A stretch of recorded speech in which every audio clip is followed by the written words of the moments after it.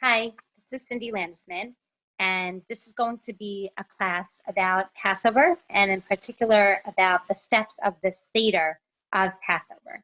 And we are going to go through the 15 steps of the Seder, and at the same time that we're learning lessons about Passover, I'm also going to try to relate the lessons that we normally learn every year to our particular situation globally, communally, individually, that we're all going through this year because of coronavirus, and how the normal takeaway messages that we get from the Seder are even more crucial to really take to heart this year.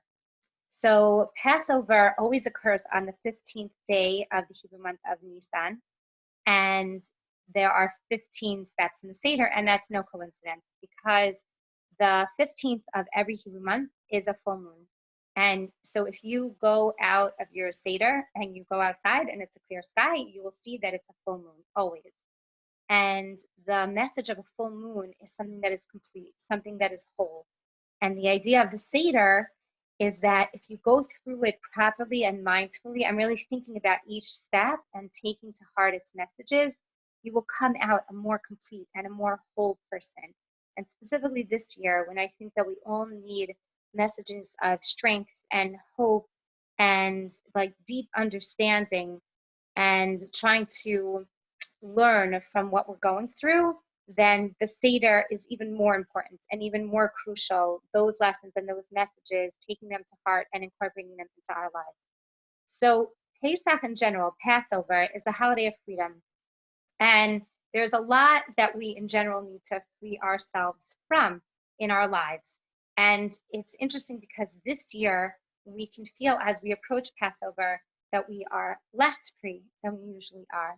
We're used to our routines, we're used to our schedules, we're used to being able to go here and do that and take our kids to school and go to work and go to the gym and do our errands and whatever it is, see this friend, get together, go for coffee. All the things that we normally do have seemingly been taken away from us, and we can feel like we're so restricted and we can't do anything.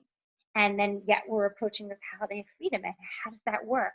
And we understand really when we stop and think about it that true freedom is not just being able to go and do and act however we like, that it's an internal freedom, and it's a freedom from the things inside that restrict us and confine us. And the message of the Seder is that we we want to break free of that. That's what the Jewish people did when they came out of Egypt, that they had been slaves and then they became a nation.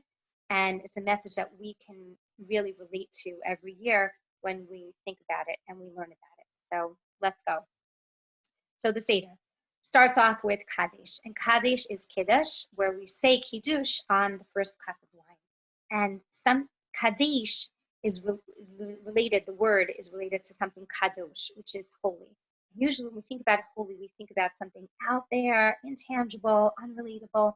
Really, Kadosh means something special, unique, that you appreciate, it's value, and that it is so important to you that you set it aside or that you protect it or that you take care of it.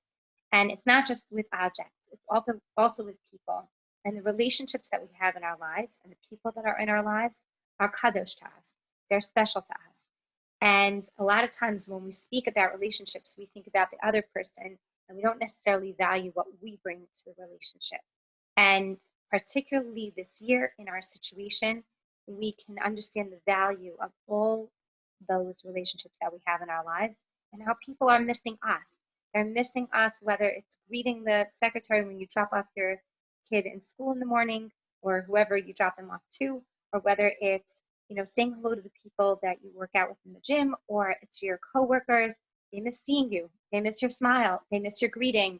And we miss other people as well. And so first we have to value ourselves and understand what a crucial role we play in the lives of the people around us. And right now when we're missing it, just when we go back to it, appreciate that value and also appreciating the people that are in our lives. So at the Pesach Seder, at the Passover Seder, a lot of times you're surrounded by friends and family. So stop and think for a moment that when we make Kiddush and we think about what's special and holy in our lives, think and value what you contribute to their lives and also what an incredible role they play in your lives, and look at everyone with a positive eye and just greater love and greater warmth and greater appreciation. That's Kaddish. Okay, Orchatz. So Orchatz is where we do a hand washing. Some have the custom where the leader of the Seder does it. Some have the custom where everyone does it. And the normal washing that we do for Hamotzi is before we eat challah, or in this case, before we eat matzah. But this is not that. This is a hand washing that we just do, and then we move on to the rest of the Seder. And the main reason that's given is that children will ask the question of why are we doing this? And we want them to ask questions. We want them to be engaged. We want them to be involved. And kids naturally ask questions. They have no issue asking questions. If any of you have little kids, toddlers at home, they ask about everything. Why are you doing this now? Why are we going here now? How come you chose this one? Or why is it this color? Why is the sky blue? Why is grass green? And they just ask and ask and ask. And as we get older, we lose that ability. We think that we need to have all the answers. We think that we always need to know. We're afraid to say, I don't know, or I'll look it up. And we stop asking because we think we're going to be judged, or we think our kids are, going to think whatever about us. And it's one thing that we learned about the current situation is that we don't know. We don't have answers. And it's okay to say that. And every year when we encounter Passover, this step is really the freedom to be able to say, I don't know. And that's a great question. And let's look it up together. And let's learn together. And let's find out. And so as adults, we need that step of freedom. Okay, so the third step is karpas, and that is dipping a vegetable in salt water. And whatever your custom is, some use radishes, some use potatoes, some use celery, some use parsley. But the vegetable itself represents spring. It represents growth. It represents something positive and good and something that we look forward to. And yet we dip it in salt water. We dip it in something that has a little bit of a bitter taste. And it reminds us of tears. And so we have this growth and we have this positive thing, and yet we have tears and we have maybe sadness and some salt. And the message there is that we think things are supposed to go a certain way. We have plans, we have ideas, we have set schedules and routines. And when there's a glitch, we get frustrated, we get annoyed, we feel like, how come it's not going the way that I planned? And sometimes it stops us, and we can get aggravated and upset or angry because we like things to just go smoothly. That's not life, okay? And that would be my message any year, and particularly this year, of course, that whatever we had planned, whatever we thought we were going to do, lots of bumps in the road.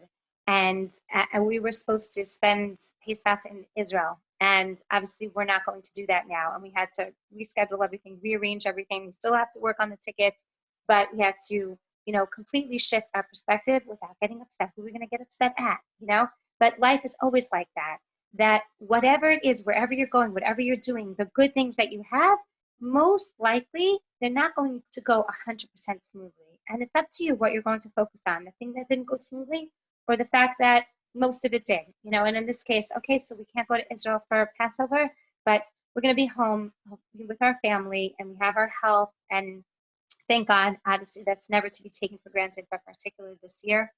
And so it's a freedom from the need for everything to go just as you plan, just as you need. And that flexibility and that resilience when it just doesn't is true freedom. Okay, so just to summarize, we want to free ourselves from only being able to handle easy things or being able to handle things when they completely go our way. Okay, the fourth step is yachatz, which is breaking the middle matzah. That we have 3 matzahs, and we take the middle one out and we break it. And we look and we take the smaller half and we keep it at the table, and then we take the larger half and we put it in whatever you wrap it in, and that becomes the afikomen. And whether it's your custom that the children hide it and then the adults look for it, or the adults hide it and the children look for it, but the larger half gets hidden away. And that message of freedom is that a lot of times we can only see what's happening right now, and we see something broken. We see something not whole. We see something that doesn't look like it should be, and we don't understand that there is a bigger picture, that there's something much bigger waiting for us at the end. And that's the afikomen. The bigger piece gets hidden away, and you don't get it until the end of the Seder, or almost, it's one of the last steps. Not the last one, but it's close to the end. And a lot of times we have to be able to have the patience to see, I don't know how this is working right now. I don't really understand why this is happening, but there is a bigger picture. And usually it's for the best and it's for our good. But it takes time and maturity to be able to see that and to have that patience that I don't need everything to work out right now because I because first of all, a lot of times there's nothing that we can do about it. So you might as well just have that calmness and patience. And also a lot of times when you do sit and wait and see, you'll see that the thing that you never even thought of, you couldn't anticipate that it could possibly, work out for the best and happen that way down the road. At the end, you do see it and you do understand it and it's waiting for you. So this is the freedom from just needing to be in the moment and having everything work out just so in the moment and being able to have that patience to wait and see and give it time and see how it plays out. The fifth step is Magid. So Magid is where we tell the story of Passover. We say how the Jewish people were slaves and then all the 10 plagues and the splitting of the sea and they became free as a people. It's where we use our speech the most during the Seder because we're telling and telling and telling the story. And when the Jewish people were in Egypt, they could not speak. They were not allowed to cry out. They could not complain. They could not tell on anyone that was torturing them or beating them. And their speech was very restricted. And thank God we don't have that. We can talk, we can converse, whether in person or, through our phones or, other types of communication. We can type, we can send emails, okay, we can text, we can do all those things. And we have the freedom of speech. But what we want in that freedom is to use our speech in the right way. That speech can be used negatively and speech can be used positively. And when we use our speech to help others, to build them up, to encourage them, to support them. And right now in this time, there are a lot of people that are isolated. They're lonely. They're sad because they're cut off, whether they're elderly and they can't have contact with people or they're immunocompromised, or whether they're already maybe sick and they can't see people. And now is especially a time where we want to be able to think like, how can I use my speech to support other people, to give them some positivity, to give them some hope, to give them some encouragement, and even people that aren't having a very difficult time, just the people that you're surrounded by. Okay, a lot of us are in our homes and this is more family time than we're normally used to, and it's up to us how we use our speech to be positive, to be hopeful, to be just happy and warm and really express our love toward the people around us, or whether we're just angry and bitter and critical and so negative. And that's our freedom of speech, and it's up to us how we use it. Okay, the sixth step is rachza. So that's where we wash our hands for the second time, and this time it is for the matzah. So why do we do that? How come we can't just go and eat the matzah? How come we have to wash our hands first and do the netilat yadayim? And that is because we are about to do a huge mitzvah, a huge commandment that only comes about once a year. If you live in Israel, outside of Israel, we have 2 seders or whatever. Okay. In any case, the mitzvah of matzah is a biblical commandment to actually eat matzah on the 15th night of Nisan. And before you do something of monumental importance, you want to stop and think about it. You want to appreciate it. Before a huge life milestone, before something very significant, you want to take it in. You want to think of that significance. And you want to appreciate that you reached that moment in time. And so in general, when we do a big mitzvah or we reach a huge milestone, there's a concept of saying Shehachianu, that we thank Hashem for having reached that moment in time again, that maybe it's something that only comes around once a year. And last year, you feel like, who knows, hopefully I'll make it another year, try to be positive, we'll live another year.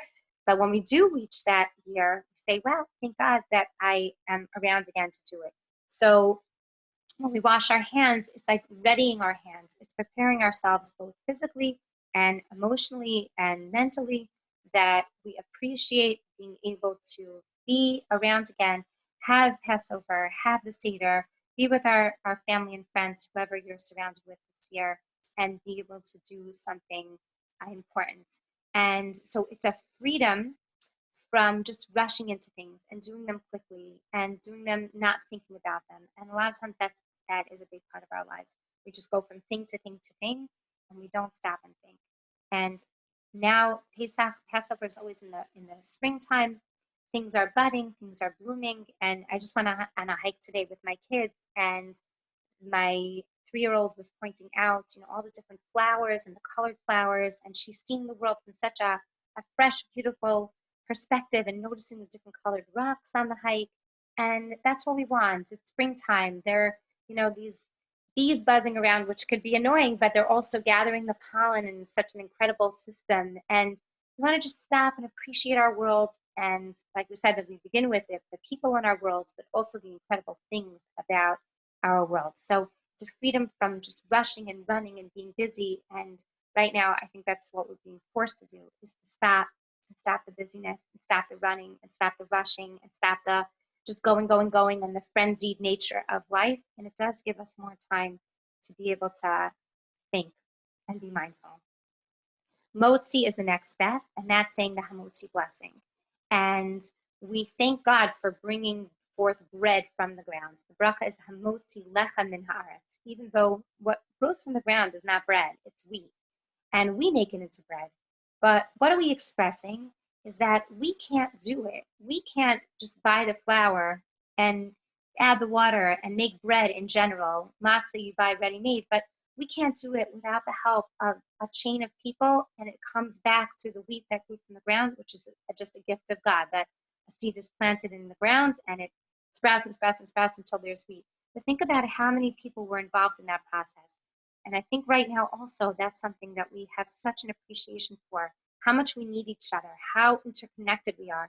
And when something stops in the chain, there's no food on the shelves. When the trucks can't go, or people in the process are sick, or they're worried about something, or whatever it is, that we're all interdependent on each other, and that when things go smoothly and we have what we need and we have the food and we're able to get the things that we rely upon, think about how many people were involved in that process and how grateful we are.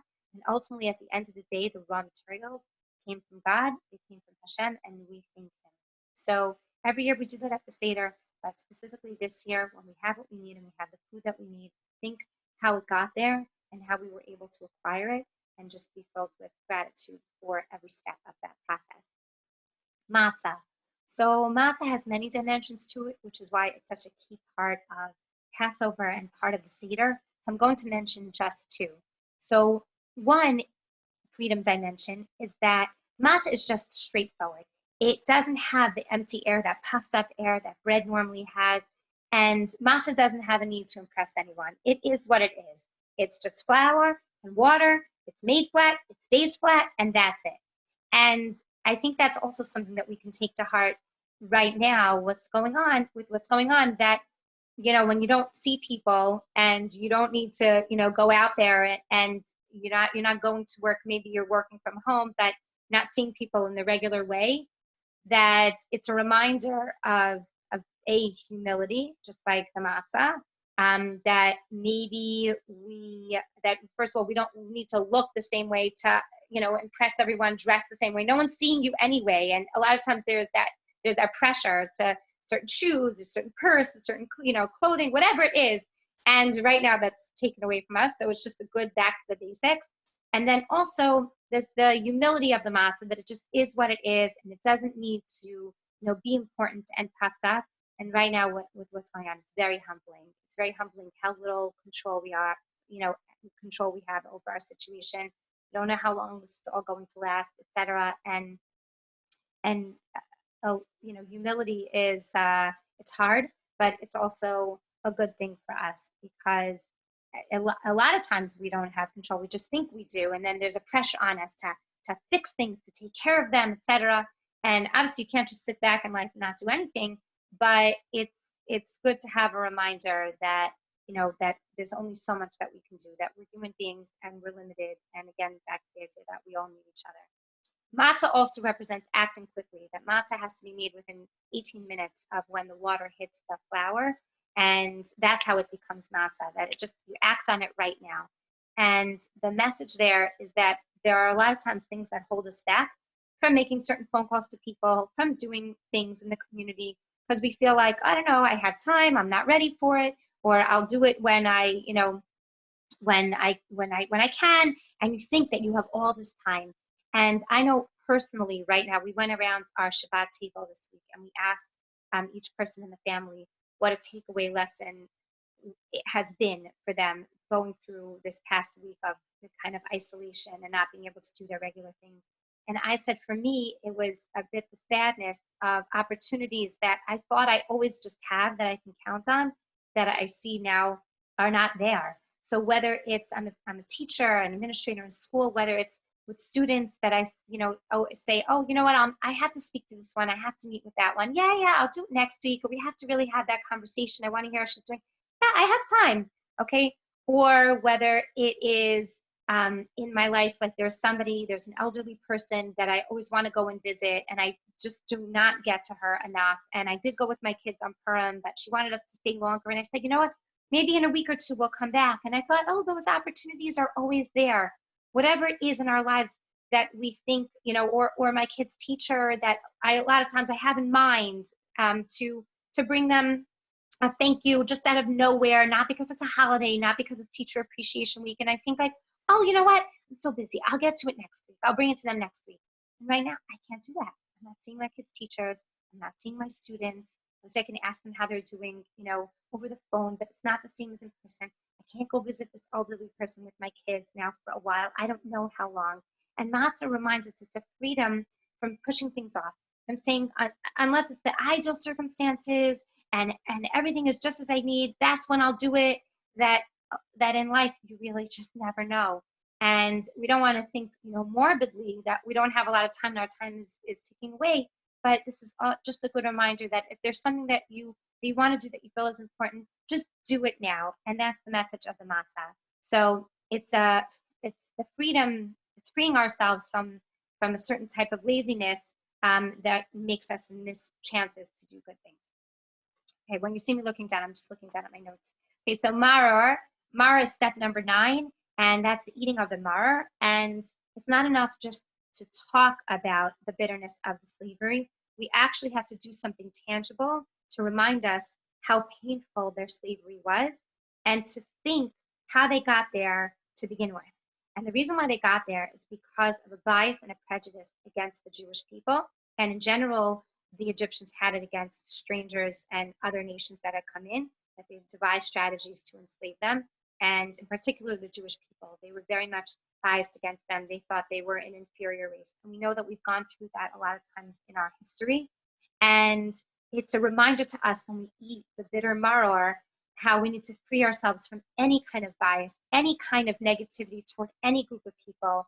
And I think that one of the things that's happening in our world right now is that hopefully we're breaking down barriers of groups of people, and we're seeing ourselves all joined together as part of just humanity, and that we all need to have patience with each other. We all need to be calm as we get through this, and we all see each other as one global world, that we're each going through the same thing, whether it's with our families, our friends, our jobs, worrying about the future. We're all in the same boat, and hopefully it's accomplishing one of the maybe positive things that's coming out of it. I hope we'll see, only time will tell, is that it's breaking down those barriers and the things that we normally put up as walls between groups of people. But Pesach is always like that. Passover always has that dimension of reminder that that's how we got ourselves into slavery to begin with, because of other people's bias and hatred toward us. And we never, ever, ever want to have that as a part of us as the Jewish people. And we want to completely rid ourselves of that always. Okay, korech is step number 10, and korech is this matzah sandwich where we take matzah and we take maror and we take charoset. This charoset is a reminder of the bricks, of the mortar of the bricks, and the maror is, we said, the bitter herb, and then we take the matzah in broken pieces, and that represents different types of groups of people that are either feeling broken, or they're feeling bitter because of what life has given them, or they're feeling weighed down by work. And that's the mortar, that's the bricks.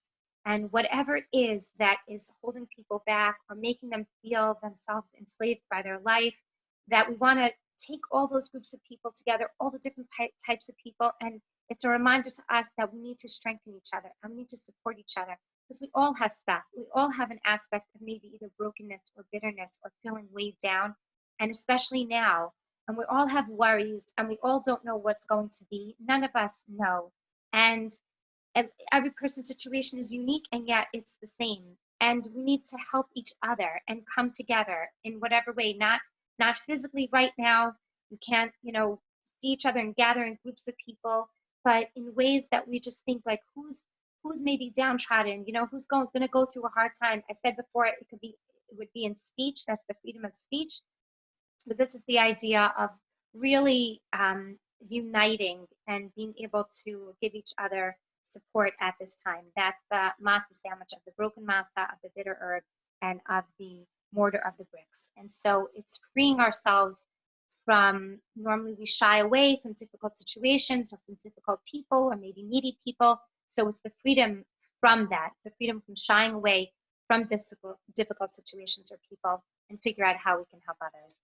Okay, step number 11 is Shulchan Orech, and that is the meal part of the Seder. That's where you have your brisket or your potatoes or whatever it is, your chicken soup and matzo balls. And that is a key part of the Seder too, is enjoying good food and enjoying it with each other. And we don't say, oh, the Seder is just supposed to be spiritual and, not be enjoying anything good. No, Jewish experiences are very much food-based, as many of you know. And we have a lot of steps before we get to the food. But the food is a key part. It is a crucial part because we want to enjoy good things in life, but it's not the main part. It's not the goal of the Seder. It's just to have a good brisket. It is part of everything else. And so we want to enjoy good things in life, but we can't make it our only focus and our only goal. Because if you do, then when you don't have that and it's taken away from you, or maybe you're not able to have the things that you're normally used to, which I think is happening to people right now, then what? You're bigger than that. You're much more than that. And that's what we have to remind ourselves, of each year. That being able to choose how and when and to what extent we enjoy physical things is a sign of freedom, that we know the balance. And being free to understand when and where and what and how, enjoying without, with setting limitations and boundaries so that it doesn't become us, it doesn't define us. Safun. So finally we get to the afikomen, which is step 12 of the Seder. And that is where we eat the afikomen, and it's like the dessert. But it's not delicious dessert like chocolate cake or like strawberry shortcake, whatever you normally like, okay? And we eat it because that's what we're told, is that it's a good reminder and it has special significance. And we could feel like, well, by the time we get to it, what, another piece of matzah? I don't want to eat another piece of matzah. Why do I want to eat the afikomen? We found it and that's it. And the idea is that sometimes doing the right thing doesn't taste good or it doesn't feel good, and it could be hard for us. And if we wait to do things just because they taste good or they feel good, you're going to miss a lot of chances to do a lot of good in the world. And to get yourself moving and to get yourself going, even when it's hard for you, because you know that it's the right thing, that's safran. That we eat it and we don't say, yum, it's delicious, that's why I'm eating it, because I like it. Because it's a part of the Seder where it's a reminder that sometimes that thing that is hidden and is not going to come for a while, and it comes to us. So it might present itself initially like wait, this is really what it was about. That's what I waited for. And you have to really understand. You have to dig deeper. The word safun means hidden, and that's the idea of it being hidden. That it's not going to be obvious. It's not going to be right in front of you.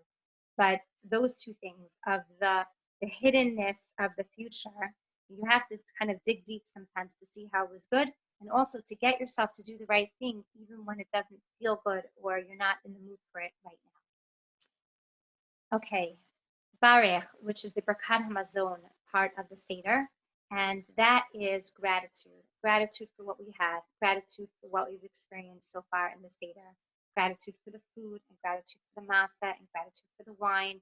And we thank God for every part of it. And when things work out, we might not remember to say thank you. We ask for help when things aren't working out, and then when we get it, we can forget to say thank you afterwards. And so right now also in our lives and in our world, I think it's given us a renewed appreciation for everything that we do have, not the things that we don't have, but for every roll of toilet paper, for every box of pasta that you might have, for every bit of food that you were able to get a hold of. Or last week when I couldn't get eggs, I was like, wow, I just, you just get so used to it. You go into the store and you buy some eggs or you buy some milk or you buy some pasta. And when things go right, I don't, constantly say thank you, or I don't say thank you to the people working in the store who at the moment are putting themselves at risk just by being the cashier. Okay, so you could say do self-checkup, and then our lines would be forever. Okay, we still need people to help us, or like we said, every part of the chain of what we get, and just thank you, thank you, thank you, and really meaning it, and really, really appreciating everyone in our lives, and and appreciation to God for every single thing that we have, and not focusing on the things that we maybe don't have right now. Hallel, step 14. So Hallel is where we express our awe for what happened to the Jewish people. And we say it was an incredible story, 10 plagues and the splitting of the sea. And then it also reminds us to stop and think about the awe of everything that we have going right, and that that even at times that we don't feel like it's all going right, the reason why the Seder takes place at night and that we sing Hallel at night, it's the only time in the whole Jewish year that we say the Hallel prayer at night, is because the Jewish people went through a lot of darkness, and there have been a lot of periods in our history where we've gone through darkness. And I think that right now, you can't compare it to some of the other periods, but right now there is an aspect of darkness, of not understanding, and yet there is something going on. There is something in the works, and we get ourselves to say, to express some sort of awe that the world is bigger than us, that what's going on is just larger than us and larger than what we understand, and the long-term effects of it, whether it gives people renewed appreciation or whatever is going to come out of it, those effects, there's some message, there's some plan that we don't necessarily know, but maybe we'll be able to look back and say, wow, that really was incredible, that we came out of it with a renewed sense of friendship or community or whatever it is. And so on Seder night, we say what the Jewish people experienced, that they went through this period of darkness, and then it did work out for them in the end, and they were able to say Hallel. So the same thing for us. We do the Seder at night, it's dark, and we say, I don't know. I don't know how things in my personal life are going to work out. I don't see the end right now, but I'm going to get myself to appreciate when I do see it, and I do start to string the things together, I'm going to be able to say Hallel. And so that's every year at the Seder, and especially this year when we don't know and we're in it right now, but there is something, and hopefully we'll be able to see it sooner rather than later. So it's a freedom of our inner feelings that things can't be changed, that it is what it is, that we're stuck in the darkness, we're stuck with this situation, it's never going to get better, it's never going to improve, but you have to get yourself to have hope that it will. And then the 15th step is Nirtza. So Nirtza is where we sing the songs of the Seder. So whether it's Who Knows One or Chad Gadya, one little goat, and we also sing Next Year in Jerusalem, and we sing Lashana Haba, okay, Next Year in Jerusalem. So it's a lot of singing. And there's also in Yerushalayim, when we say Jerusalem, Yerushalayim has in it the root of Shalom. So we say Lashana Haba Yerushalayim. It's an idea of that next year we should all celebrate in Jerusalem, but it's also an idea that this year should be a year of peace, a year of Shalom, because that's the root of, like I said, Yerushalayim. And we hope that we will act in ways that will bring more peace to the world, more peace to each other. And that certainly, I think, is one of our goals right now, is just to have a more peaceful world, a kinder world, a more appreciative world, where we value each other more and more and more, and we act that way, with each other, acting on that expression of appreciation.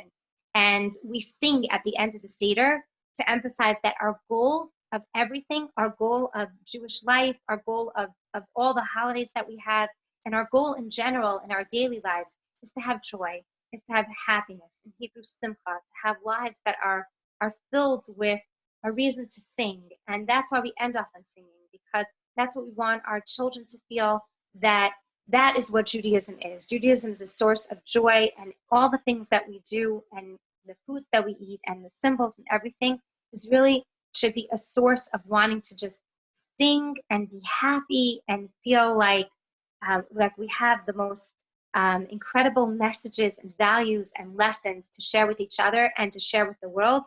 And when we really feel free, then that's what our soul wants to do. It wants to sing. Okay, with that, we're going to end, and I wish you all a Passover and a Seder that is meaningful and inspirational and really brings home a lot of these lessons where we can have light in the darkness and we can have internal freedom that will express itself in renewed, beautiful relationships with each other and with the entire world. Have a wonderful Passover.